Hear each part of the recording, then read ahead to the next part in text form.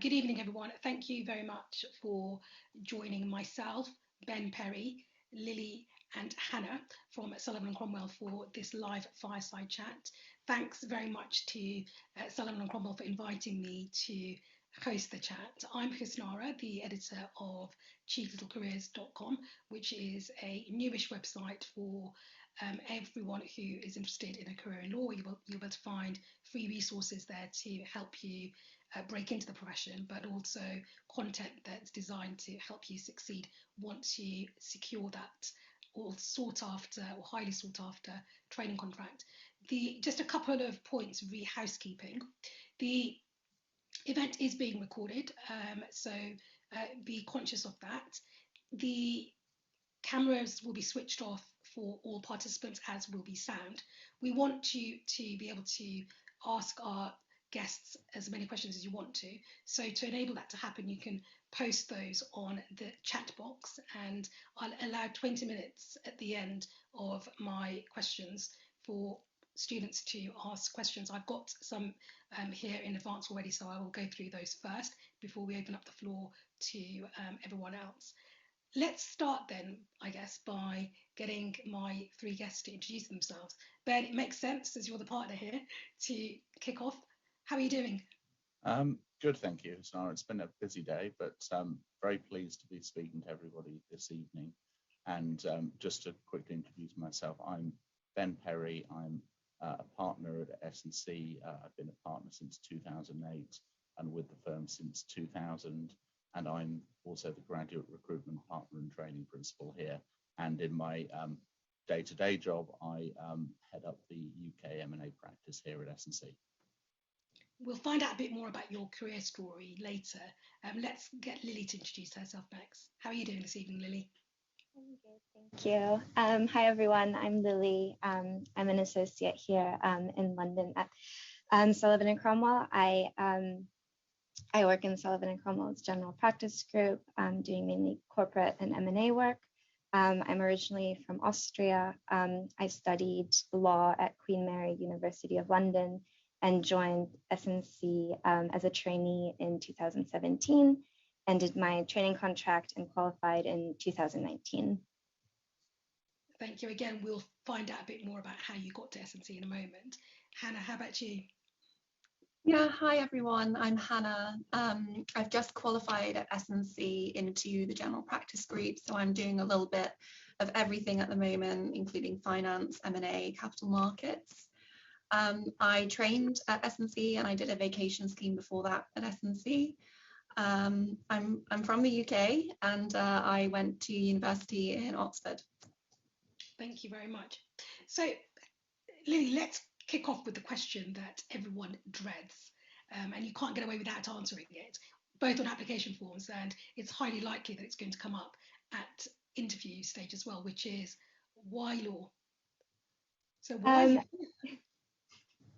So for me personally, when I was finishing high school, I was living in Berlin at the time, and I just wanted to get as much work experience as possible before deciding what to study at university. So I applied for various different work experiences at various different companies. I did like a 2-month internship at a design agency and also worked in hospitality. But I was very lucky to gain experience working in 2 law firms. And that really gave me a good insight about what the day-to-day work would be like for a lawyer. And I think the key thing that I really enjoyed and thought was interesting was the problem-solving aspects of the job, and also the element of advising clients, and especially advising them on their businesses. I found that very interesting. I also like the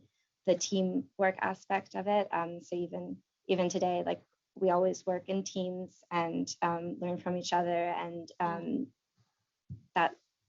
that's that's why I then decided to study law, and now I'm still working here. So yeah. Hannah, did you study law as well at university? Yeah, I did.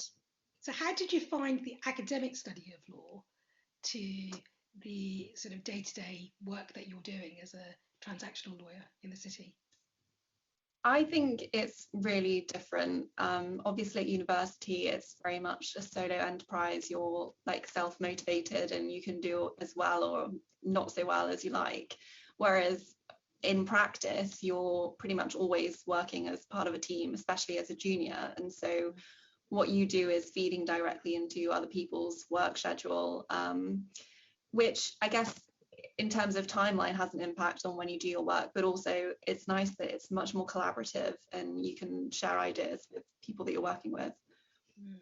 So what do you know now about being a lawyer in the city compared to when you were a fresh-faced undergrad wandering around careers fairs thinking, what should I be doing? I think it's that you might be studying subjects that you don't necessarily think are linked to corporate law, and so you're studying them as an interest, but you might not be paying as much attention as you would be if it was like contract law. But actually in practice, looking at the partners, especially at S&C, we have a generalist practice, and if a client wants advice on something, Ben advises on M&A, but if someone wants to come and do a capital markets deal, then it's easy to be like, well, sorry, that's not my specialty. So when you're a student, having kind of any background in law and feeding into lots of different areas is super helpful in practice as well. Yeah, I think what I found most helpful about my law degree, because I studied law as well, was the lessons you learn in terms of how to process lots of information. I'm using more of that than the actual law that I was taught. And I think, that's something that perhaps isn't mentioned as widely when you're investigating a career as a lawyer, in the amount of information you're having to deal with on a day-to-day basis and the length of some of the documents. Yeah, definitely. And also I think there's a misconception that once you're a lawyer, you know all of the law, and it's just not true. So, as deals come up, you need to have the resources and know how to find out what you need to find out. And so that starts well back in university. Yeah. So Lily, you mentioned that you hadn't done a vacation scheme and Hannah did do one. So what was your sort of strategy for securing that, big, the coveted prize of getting a training contract with a firm as prestigious as S&C? What were the sort of steps you took that might inspire students who are perhaps struggling at the moment, thinking, I can't crack that sort of cycle of no legal experience, can't get a vac scheme, etc.? Yeah, sure. I think one of like the biggest challenges is really figuring out what firm is right for you when you're a student, because I remember being a student and we were always told, going to law firms, you're always law fairs, you're always told, every firm is so different and the culture is very different, but actually understanding what a firm is like without, having a chance to actually work there can be very difficult. So I would recommend to anyone who's thinking about applying to training contracts or vacation schemes to really just do as much research as possible, talk to people, go to events like this, go to open days if possible. I remember I went to a presentation that S&C hosted and met a few people, and that was great to just get to meet the trainees, the junior associates there, and ask them questions. Yeah. How can you mentioned culture, and I think that is absolutely vital in terms of matching firms that would be a good fit for you in terms of your interests and strengths, etc. It's easier to determine culture if you've managed to get involved in events like open days and vac schemes. For students who are yet to experience that at your firm, how would you describe the culture at S&C? What attracted you to the firm? Lily, why don't you go first, and Hannah, will be interested to hear what your reasons were. Sure. I think we are quite a small team here, so that does mean that everyone knows everyone quite well, which can be quite nice. Even before I joined as a trainee, I was invited to events where I met the trainees and the junior associates, which was really nice than joining as a trainee and already knowing some people, and it also made it easier to go to the junior associates and ask them questions. So I think that was a key thing that really made me feel comfortable joining S&C as a trainee. Hannah, what about you? Yeah, I would Sorry, I would completely echo what Lily says. On my vacation scheme, I came across everyone was super friendly. And also the fact that even on my vacation scheme, I was doing client work, which really surprised me. And I think that's just fed through to my training contract, that even as a trainee, you're a completely valued member of the team and you're doing serious client work every day, not random fabricated learning exercises. So I think the respect for trainees is really great. That's the impression I get, because Ben, you've won an award, haven't you, for being like training principal of the year? And is Ben a nurturing partner to work for? Hannah? Yes, yeah. What else can I say? No, he has been. Ben was my supervisor when I was in the M&A team, and we worked kind of day in, day out together during one of the lockdowns on a closing. So that was kind of 8 months working together, and I can say that he was very supportive as a mentor. And that is, I laugh at that, but it's such an important consideration, because not every firm has that culture where, you're treated, fundamentally you're a resource, a trainee is a resource to that firm, but it's really important for firms to, have that approach where they're investing in the trainees as well, to make sure that you succeed longer term as an associate. Because I've known Ben for many, many years, and he's always struck me as being a nice guy, but I've never worked for him, so I can't vouch for what he's like to work for. So it's interesting to hear your response to that. Let's talk about Ben. You obviously didn't join S&C as a trainee because, you, like me, you trained at a Magic Circle firm. What attracted you to S&C? Because that would have been a while ago, where the firm has inevitably changed in terms of size and makeup, etc. Yes, it's certainly a while ago. That's a very good way of describing it. I think it's worth mentioning, and I was thinking about this question earlier today, that actually at the time when I was at the same stage as the people who have joined the Zoom call this evening, the choice that we're talking about here, which is sort of training with a US firm, that choice didn't exist at all. And in fact, you can go one step further. When I was an undergraduate student, I'm pretty sure that there were actually no US firms in London that even had English lawyers or practiced English lawyer at that point in time. That only came sort of, that was a development sort of in the years after I became a trainee and became an associate and started practicing. So I think, that I was, very much in a different era, and actually I was in a large English firm. And to put it into context, it was the era when people were sort of leaving to join things like .com startups. So I was actually from being a very small cog in a very big machine, I was very much attracted by, joining a firm that was as well known and as established in the US as S&C, to, as one of the partners put it to me at the time, be in on the ground floor of the English law practice as it's been developed, and as it was being developed rather. And it's, but that decision and that situation that I find myself in is obviously a very different one to the ones that people find themselves in today, because of all the work we've done in building the practice and building the trainee program as well. But I can only actually echo what sort of Hannah and Lily have both said about the firm's culture being as supportive as it was, because that's what enabled me as a new associate, one of a handful of English qualified associates in the firm, to be able to settle and to develop and to thrive and to take the steps in my career that I've been able to do. Sure, thank you. We're going to come on to what differentiates your firm from other elite US firms, because that's actually a question that's coming from the students. We'll come back to that in a moment, if I may. Let's talk about securing training contracts. And Lily talked about how she went about getting hers, having not done a VAC scheme with S&C. What about rookie errors? I mean, the one I made was not taking my degree seriously enough. I can't say that I was the most devoted student, but then I did lots of planning and I got there in the end, sort of thing.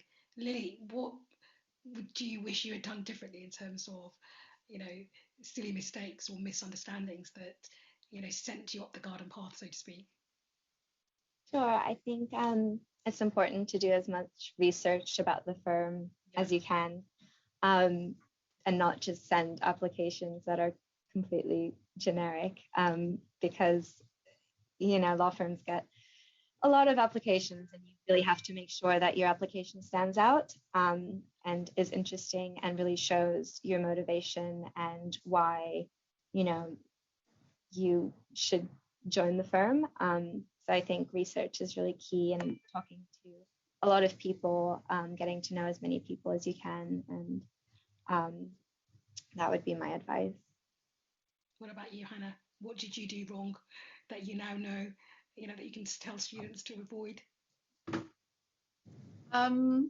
Probably similar to you, concentrating on all lectures, going back to my earlier point, when you think you won't use this area of law, actually, we don't have litigation practice in London, but only yesterday I was helping to file a court application. So maybe wish I had concentrated a little bit more in litigation lectures, because everything does kind of come back in the end and help you out somehow. That's a really good point, actually. Yeah, thinking, this isn't relevant. Yeah, agreed. What about you, Ben? What do you now looking back? What do you think? Oh my God, I can't believe I did that. Wow, this is asking me to dredge back into a long time ago. I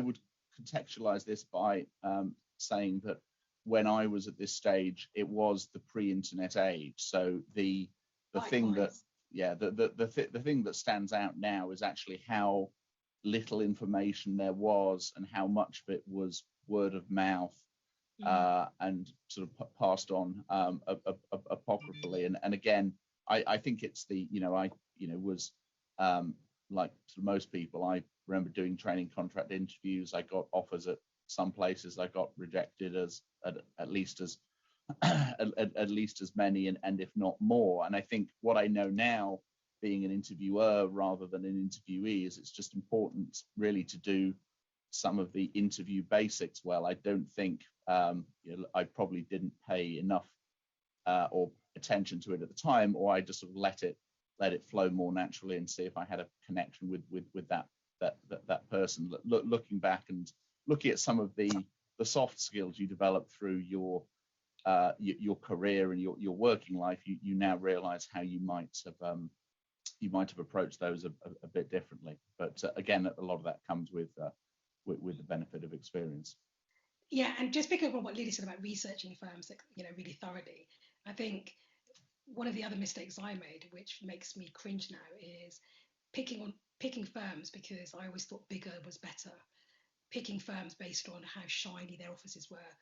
The firm that I wanted to join had a swimming pool in its London office, and I was like, and that was my principal reason for wanting to apply to that firm, because the office looked nice, sort of thing. So it's developing a bit more of a sophisticated understanding of what sets firms apart from each other, understanding the work they do and seeing whether that's what you want to be doing going forward, and not applying to a firm having not researched it properly and then focusing on areas of law that they don't even cover in London. I'm sure you've had students applying to you, Ben, who want to specialise in litigation, not realising it's not something you really do. Yeah, that's probably in the sort of top 5 most common things that I draw out. I'll draw out another one as well, which is this is probably a sort of pet pet hate of mine. But be careful about going onto a firm's website and sort of copying and pasting details of individual transactions that you think sound interesting when you don't, because for example, there might be a transaction that I've worked on and I might be the person interviewing you, and I'll ask you why you chose that. So that excuse me. So that's another another thing we sometimes see. The classic copy and paste, like it. Okay, talking of work, let's spend sort of a few minutes now talking about the work that the 3 of you do. So what are you up to at the moment, Ben? It sounds as if the M&A market is pretty busy. It's been, extremely busy.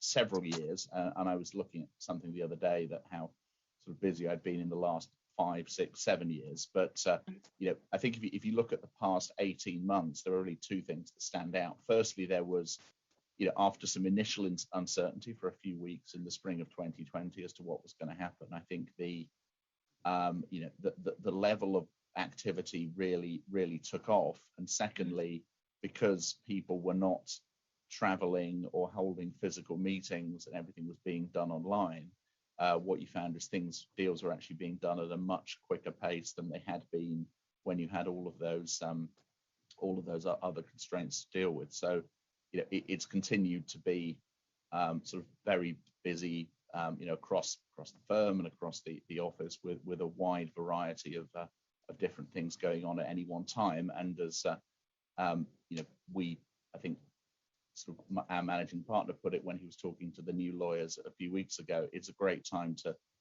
be becoming a new trainee or a new lawyer and learning as much as you can about what's going on right away, and getting your sleeves rolled up and getting stuck in. So what deal can you tell us about then? And can you explain what's involved, just to help students boost their commercial awareness?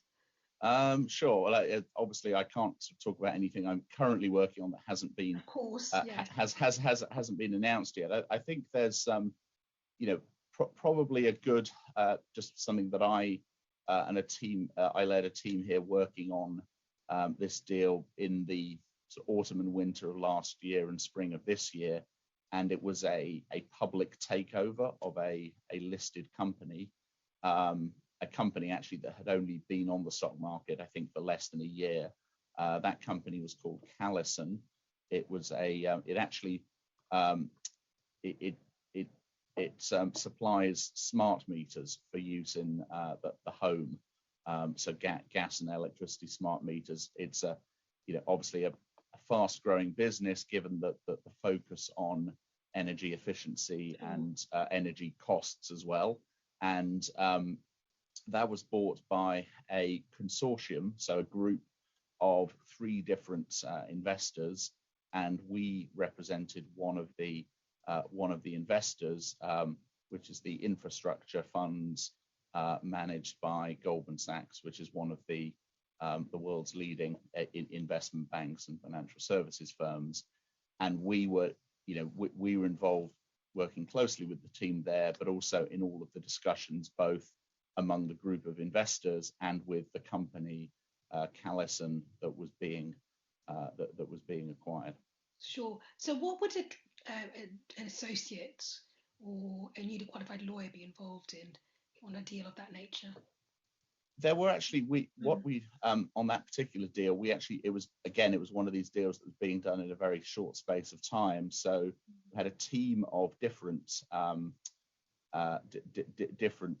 of trainees and junior lawyers working on different aspects. So one was working on the contract between the 3 investors and how they were going to regulate the bid. Another one was working on the long-term arrangements between those investors.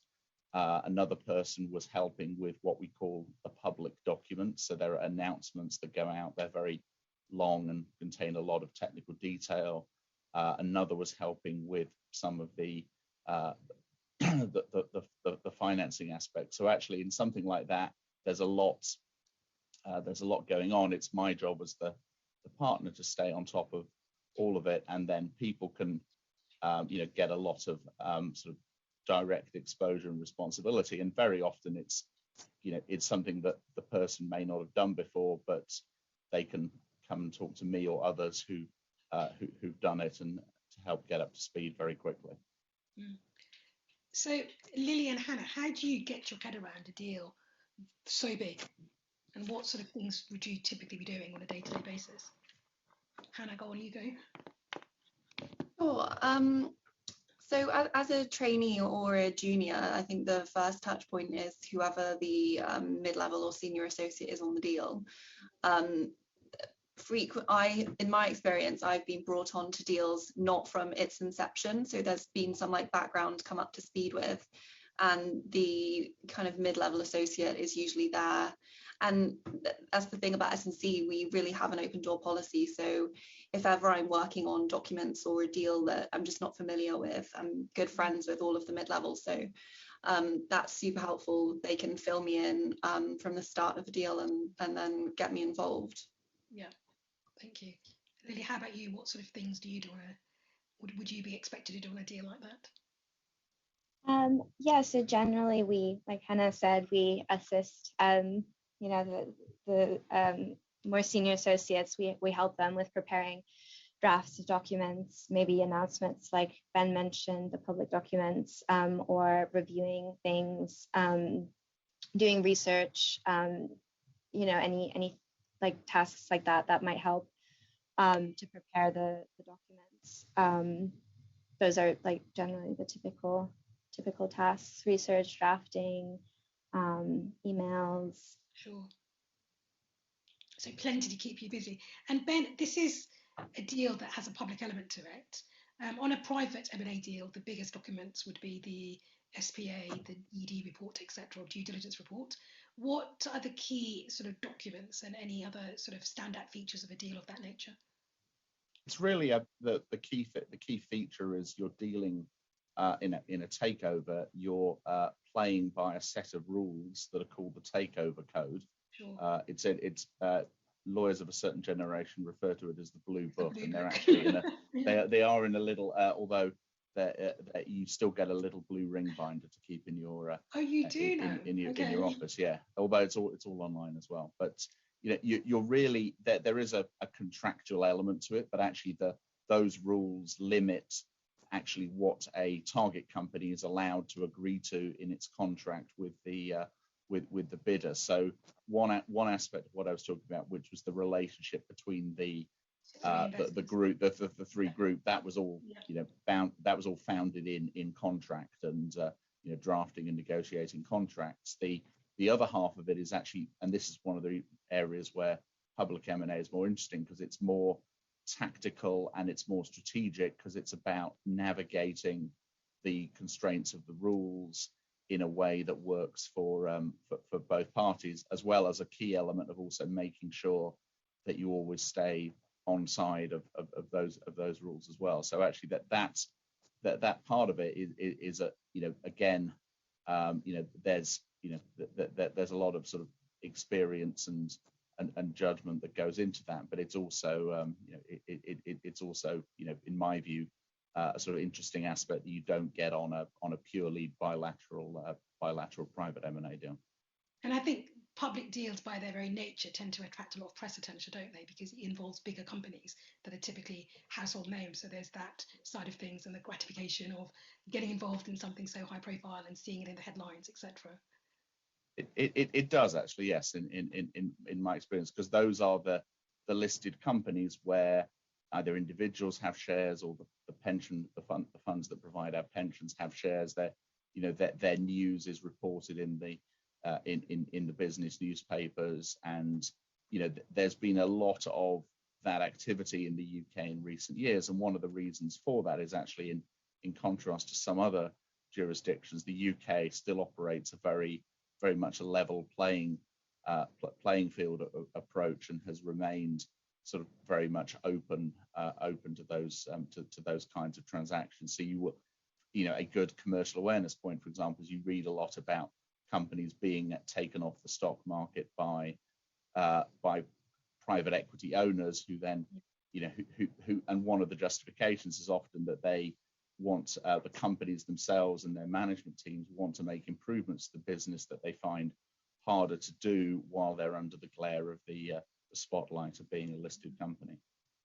And presumably this was a recommended bid, because if the target decided that actually get lost consortium, we don't want you, then there'll be all sorts of other things going on in terms of a hostile approach. Yes, I would say a true hostile deal is actually very rare. There are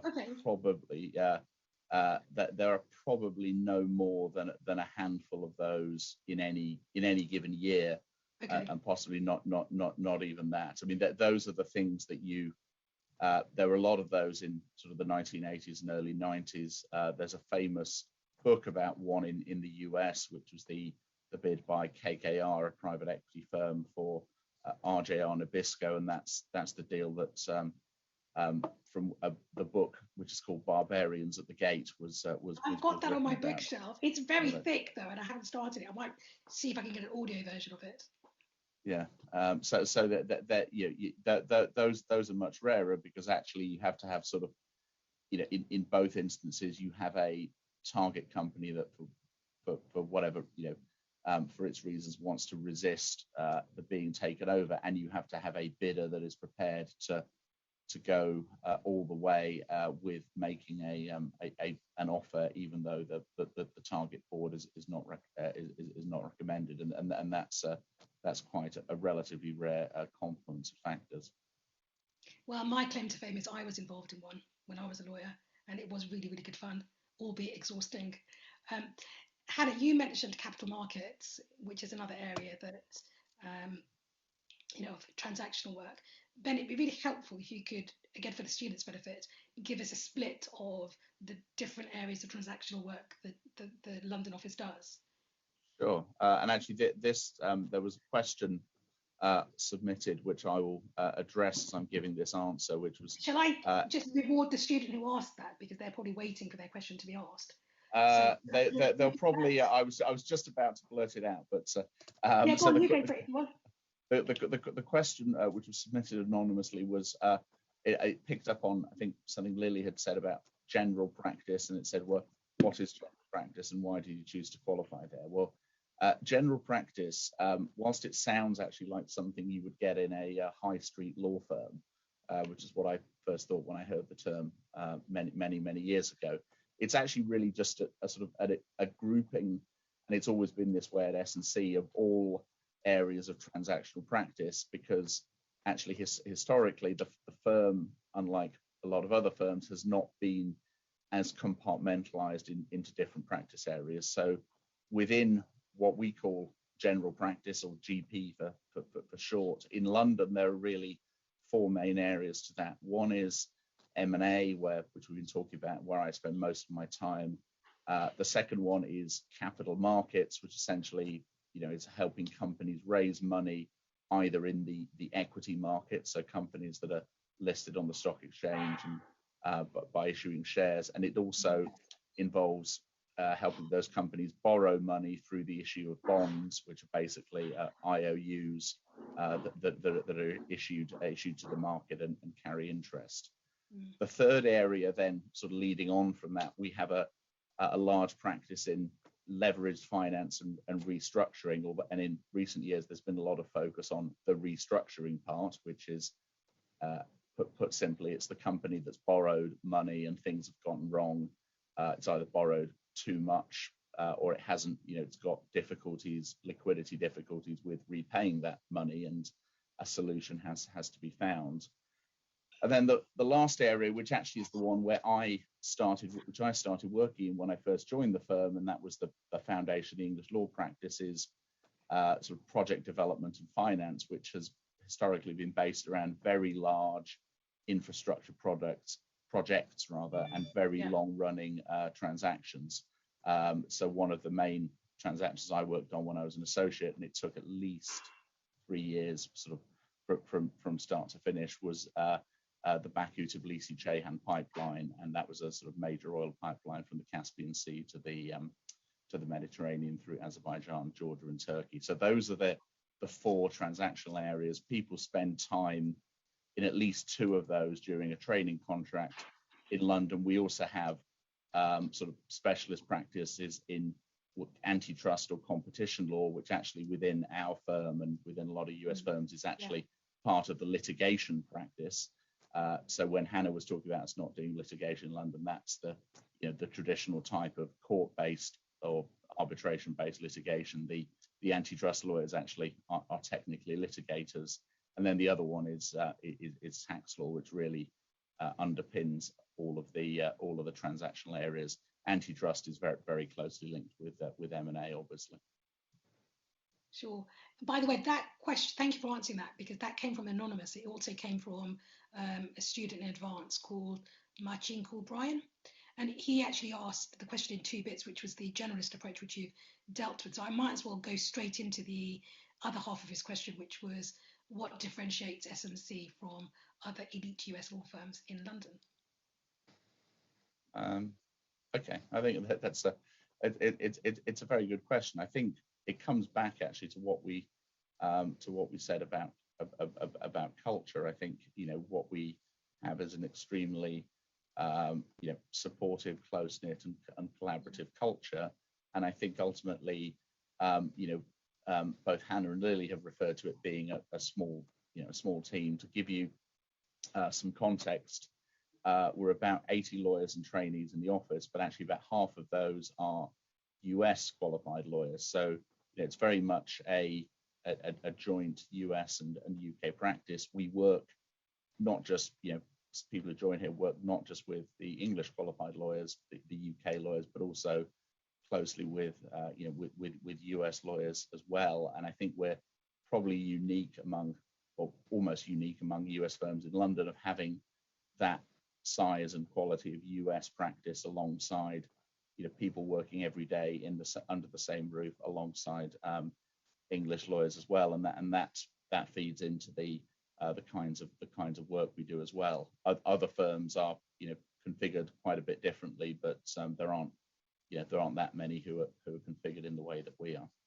Okay, let's go back to questions I had, and we'll come back to the student ones, because the one I was keen to ask was future trends. We're almost in 2022, which is a bit scary. This year, I think it's all about SPACs. Every time I spoke to students about M&A deals, they always mentioned SPACs to me, and I had no idea what they were. I do now know. What should students be aware of that's coming up in 2022 that's going to affect your London office or the work that you do in the sort of M&A sphere?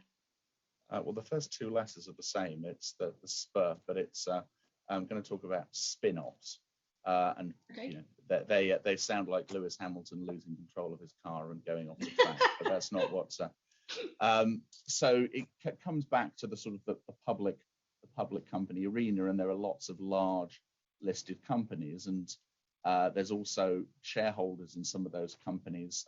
They're called activists, and they quite often publicly agitate for change in the strategic direction of those companies.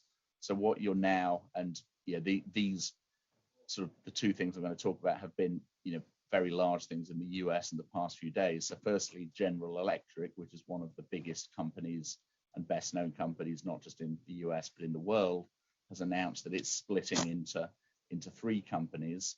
And secondly, Johnson and Johnson has announced that it's they're splitting into two. And then there's a third, slightly different thing that's happened in the last in recent, I think happened yesterday, which is that Shell, which has sort of historically had actually two, a Dutch and a UK holding company, has announced that they're combining into the UK company, which is also something that Unilever did last year. So things like this are great news for lawyers, because any time, I mean, in everything we do, but any time a business tries to split up or sell something, or you have lots of legal, business and technical issues to work through, and they're very interesting developments. And I think there's been a lot of articles in the press in the past few days, sort of noting these trends and suggesting that there may be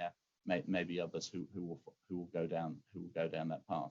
Now, with Shell, are they dual listed? Does that mean they're going to end up just being listed on the London Stock Exchange? It did, yes. Yeah. So we're not involved in that, but it essentially meant they was historically that the business, which I think had been founded sort of back in the early 20th century and had its roots both in London and in Holland, but is moving closer to the UK. There was another large company, Unilever, that was in the same a similar position last year and did something similar. So okay, just to give you a break from speaking, is I'm actually quite keen to find out from your associates what attracts them to transactional work. For me personally, because for those of you who haven't worked out, I was an M&A lawyer myself.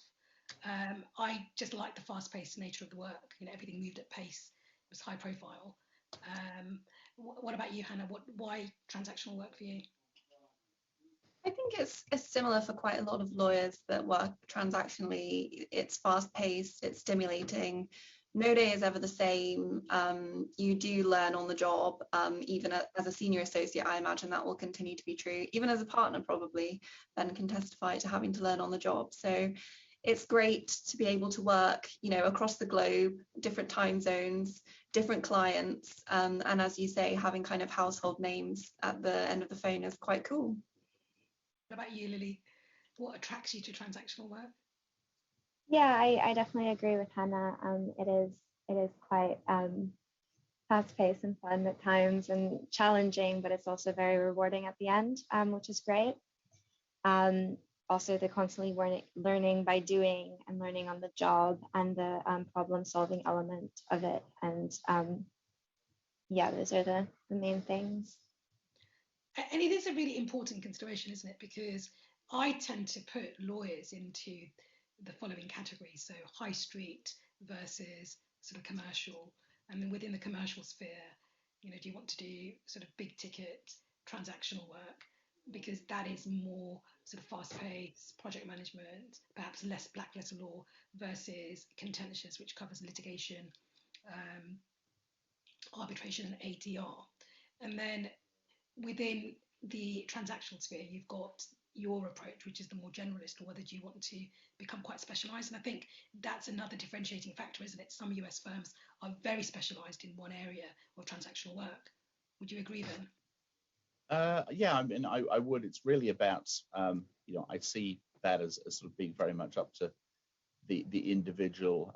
I have often talked about at many large firms, the training contract essentially is to me, is one of the sort of greatest inventions of the English legal profession, because it's set up and it requires you to spend time in different practice areas to learn from different people to become a well-rounded lawyer at the point you qualify. And actually, I'm involved a lot with sort of legal education and through the City of London Law Society, and the SQE has come in. But one of the things I'm most pleased about is that the SQE has preserved the central nature of the work-based training, because at one point that wasn't. It looked like that might not be the case, or the period might be curtailed to maybe even as short as 12 months. So, the decision point really comes when you qualify as an associate. And I think what our approach, and being part of a small and close-knit team, what it allows people to do is to continue to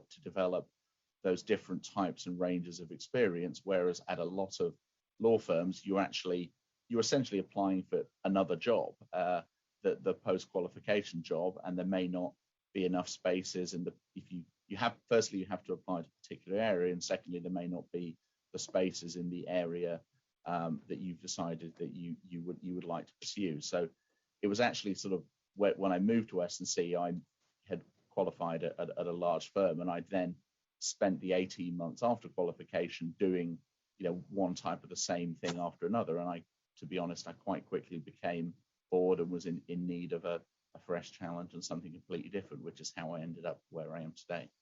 Okay, great. I don't want to hog the spotlight, so we've got quite a lot of questions coming in from students now, so let's work our way through, because we've got 15 minutes left. Okay, so the next one is 2 questions, if possible, again from Anonymous, which is, while S&C describes itself as a generalist, what does this in fact mean? So that bit we've dealt with, haven't we? And we've talked about the M&A trends. Legislation, are there any new laws coming in? Yeah, there's one key piece of law that's coming into. It's been through Parliament. It comes into force on the 4th of January of 2022, and it's called the National Security and Investment Act. And that actually gives the UK government powers to intervene in acquisitions on the grounds that they may impede or threaten national security. So actually, that's something it's already becoming a feature of the landscape. And when that as the act comes into force, that's only likely to become become more so. With regard to trends and what students should be aware of to stay abreast of sort of new the predictions that will be no doubt be made about what's going to happen in 2022 in terms of the economy, etc. What sources should students be referring to? Obviously, they should be looking at Cheeky Little Careers, but Goes without saying. what else are you recommending? I think, frankly, the BBC News website is pretty good. What else do you think students should? I have found myself, just if I was to look at something to find out something for business news, I would probably look at the FT, Financial Times, or Bloomberg. Actually, either the TV or the website. I think it's also the other part of it. There's actually legal. Those are good on the business side. They have some legal coverage. I think on the legal side, that's again been one of the things over my career. There are excellent resources, websites such as PLC or From Counsel that really focus on focus on changes to the law, which is something that we as lawyers always have to keep abreast of, because as Hannah said, you're never finished, you never stop learning, and you can never you never reach that steady state. There's always new things to be keeping in mind. Hannah and Lily, presumably this was a slow process. It wasn't something you could just achieve overnight, that it was a little bit every day rather than reading the FT on the morning of your interview. Hannah, what do you think? You're nodding. Yes, definitely. It's still a process to, sit down and find the time to read the news and be aware of what's going on. And it's great to start that as a student, because it just sets good practice for when you start your training contract and when you come into work. So just finding the time, whether it's in the morning or at the end of your day, to sit down and keep abreast. I appreciate it's difficult when you're in the midst of studying to remember to look out and into the world. So. Yeah, no, Lily, how did you go about boosting your commercial awareness? Were you quite disciplined? Well, I tried to just build it into my routine somehow. I think just like in the morning, still do, just in the morning, taking a bit of time to read the news and staying up to date and read summaries. It can be just like, it doesn't have to be hours and hours every day, but for students, just start a little bit. And then once it's like in your routine, it goes like quite easily because you're so used to it. So the earlier you start, the better. Yeah, and just to reassure students, you don't need to have encyclopedic knowledge. I think it's that general awareness, isn't it, Ben? Yes, it is. Again, it comes back to what you say or do or write. Don't profess knowledge of something that you only have a sketchy outline of. Nobody's interviews are not quizzes, but don't profess knowledge of something if you're on slightly shaky ground. And of course, the other source is looking at law firms' press announcements to see what they're up to. But as you highlighted, Ben, don't just copy and paste that into the application form, because you'll get caught out. I did mention one thing, which is now, and I think paradoxically, this is probably one of the things that developed in the pandemic.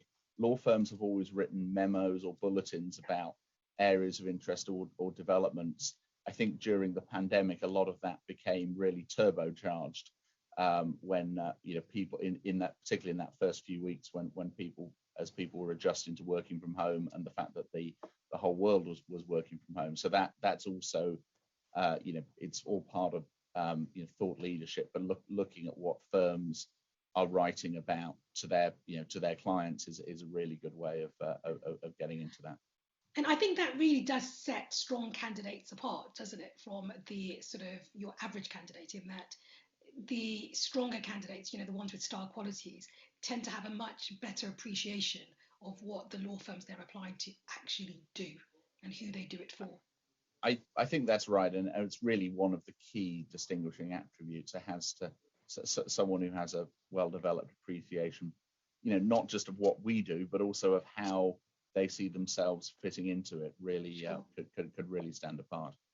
Okay, let's go to another student question. So Carolina is asking, what makes the trainee experience at S&C so unique that has allowed your firm to be awarded the best US law firm to train at?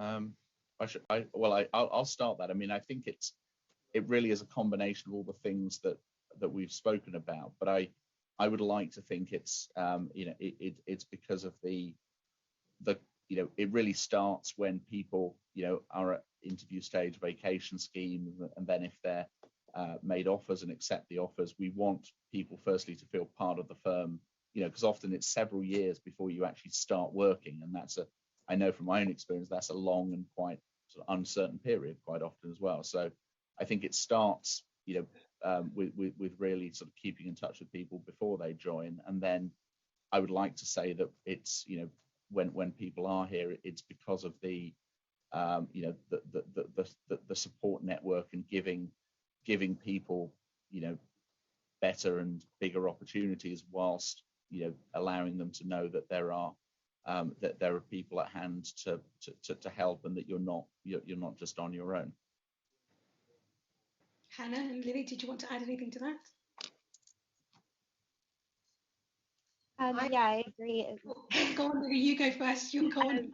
I agree. Like, the culture definitely has a lot to do with it. Like we both said, that it's an open door policy, that we know people even before starting as trainees, and also that the teams are quite small, so you work directly with senior associates and partners, and you learn from those people, which is the best way to learn, really. And you do get a lot of responsibility from early on, which is good to learn. I think that's very great.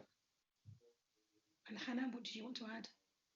I was going to just say that from kind of almost day one that you're given some degree of responsibility. And I think when you hear that as a student, that could be daunting, but actually you work closely with the partners and senior associates so they can judge, the level of responsibility that you can deal with. And because you have that close-knit working relationship with them, it's more nurturing than daunting. Good. Thank you for that. I think one thing I would say is that US firms in London come in all different shapes and sizes. And I think it's a bit dangerous just to refer to US firms as being one single type of entity in the London market. And, it's really important for students, I think, to, again, learn to appreciate the different types of firms that exist in London that would call themselves US, because there's this debate, isn't there, Ben, between US firms, international firms, global firms. It was so much easier, wasn't it, to describe them when we were going through the process back in the day? Well, there was much less choice. I mean, that's there's substantially more choice. I mean, I've lost count. I think there are literally dozens of firms, US headquartered firms, that offer training contracts in London. And by headquartered, I mean that they're the bulk of that firm's lawyers are located in one or more cities in the US. Some of that has to do with where is the biggest office. So S&C and a number of other firms, historically that's been sort of in New York. Other firms have been in the Midwest or in California. So that the US is a big country, and there are lots of cultural differences just to do with that. But I think again the range. I often find that actually people who come to interview with us are weighing up a US firm versus the traditional large English firm route. And so I tend to find when I'm talking to people, I spend a lot of time sort of articulating the differences between those two approaches, which again, I think is a very much there are pros and cons of both. And it's very much to the individual. At the end of the day, it's about an individual choosing what's best for them, because it's your career, it's your life, and you have to spend the time following through and pursuing it. So it very much has to be your decision. So another question, how would S&C differentiate itself from other generous law firms such as Davis Polk? I saw that one come up.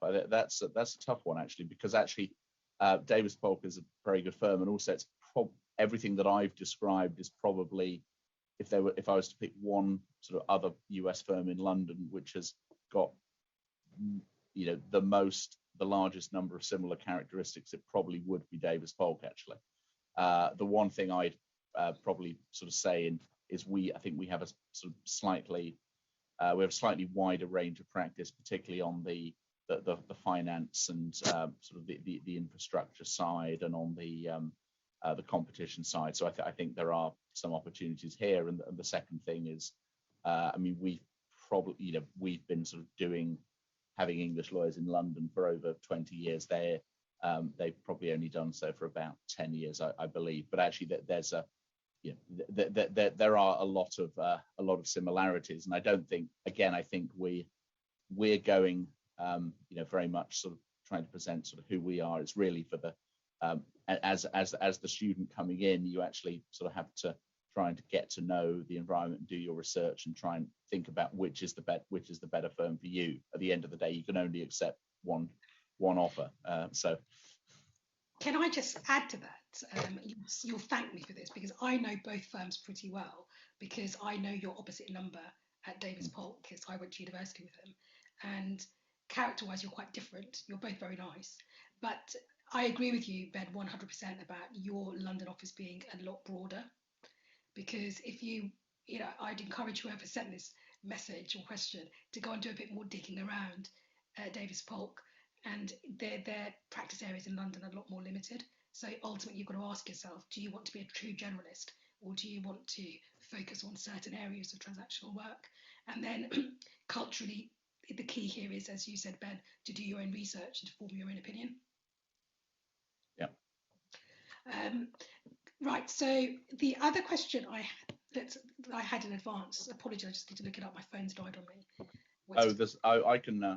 I've got them here now. Okay. Right. So we've spoken about the generalist practice areas. So what Shannon wanted to know was, are there any particular sectors, which obviously is different to practice areas, that your London office is, focusing on or has based its growth on? I think it's actually. I mean, if I look back over my career, obviously, as I described.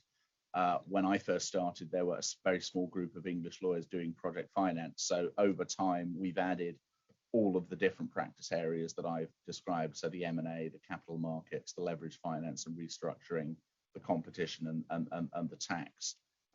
All of that has been, either through it's not through large teams of people coming in from outside. It's through a select, often with a selective hires at the start, and then through organic growth. I don't think there's any, we're happy with all of those areas, and we want to continue to develop all of them. But I wouldn't focus on any single area in particular. And part of the the thing about being sort of versatile as lawyers is actually you're not just doing one area of work that is subject to ebbs and flows, so you can find yourself, with nothing to do. Actually, we ask people to work on different things, so that they can gain experience, but also so we can field the teams that we need to be able to help our clients. So,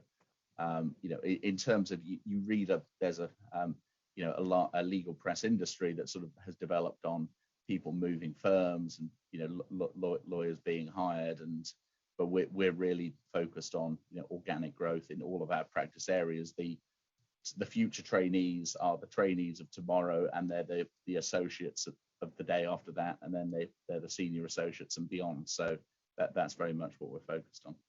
Whilst on the subject of future trainees, I thought to ask you this question because we went off on other things that were just as interesting. What do you look for in your future recruits? What makes for a successful S&C trainee? I think it's the ability. We've talked a lot about the environment and being given responsibility early on, being in a small group. That there are very different choices. That's a very different set of choices and a very different set of attributes from being part of a large group of 80 to 100 trainees. So actually, I think what we're looking for people to demonstrate to us is that they have the skills and the willing to want to do that and to be able to succeed in it. And I would say probably over it's something we've developed over now more than 10 years of recruiting trainees. We can discuss that and sort of with people, and we know what we're looking for, and it's something that's but I'm always impressed as people every year. Every year seems to get seems to get better and better. So in terms of applicants and their knowledge and everything else. So that leads me nicely onto our final question from one of the students, which is from Thomas Sitek, and he wanted to know, how can law students in the era of COVID present themselves whilst there is so much competition, and the fact that there are now so many resources available means that students can present themselves as absolute stars? I really think the fundamental sort of attributes and skills and work that people have to put in hasn't really changed. It comes down to, both Hannah and Lily, whose experience is far more recent than mine, emphasize this. It's about doing your research and knowing your stuff. I think, when you're talking to a firm, the better prepared you are and the more knowledge you can show, then the better stead that you'll stand yourself in. Brilliant, thank you. Well, it's now 6:30, so our hour's up. So I'm going to wrap up by asking if our guests have any final thoughts or pieces of advice, just to sort of, and then we can wrap up and say thank you. Any final thoughts, Hannah? Any final top tips? My top tip for interviews would be to be yourself and not the version of yourself that you think the interview wants to see. Ultimately, Lily, Ben and I work with each other day in, day out. So, it's nice to work with nice people. So don't try and be a robotic student. Great advice. Really like that. Thank you. Lily, what's your final tip for the evening? Yeah, just adding on to that, be genuine, and also be, you have to have a genuine interest in it as well. So if that True. doesn't show in the interview, if you don't have that will show in the interview. So just be yourself and make sure that you're actually interested when applying, because if you're not, then that will show and then it's not for you. So yeah. No, really good advice. I mean, you've got to love this, because it is hard work in the city. Sophisticated clients mean demanding clients. So I agree with you. I think that's brilliant advice. Thank you, Lily. Ben, any final thoughts before we wrap up? The only thing I would say, and people have shown this evening, is ask questions. No one thinks less of you for asking a question. You don't have to ask the question to sort of show how smart you are, but it's important to ask questions, because you get the chance to hear directly from people about what they think. Thank you very much. So thank you to the three of you for this evening. It's been really interesting to find out both about your firm in London and also the work you're doing. And it sounds as though it's going to be another busy new year for the three of you. And thanks to all the students for joining us. And have a good rest of the evening. Thanks very much, everyone. Bye-bye.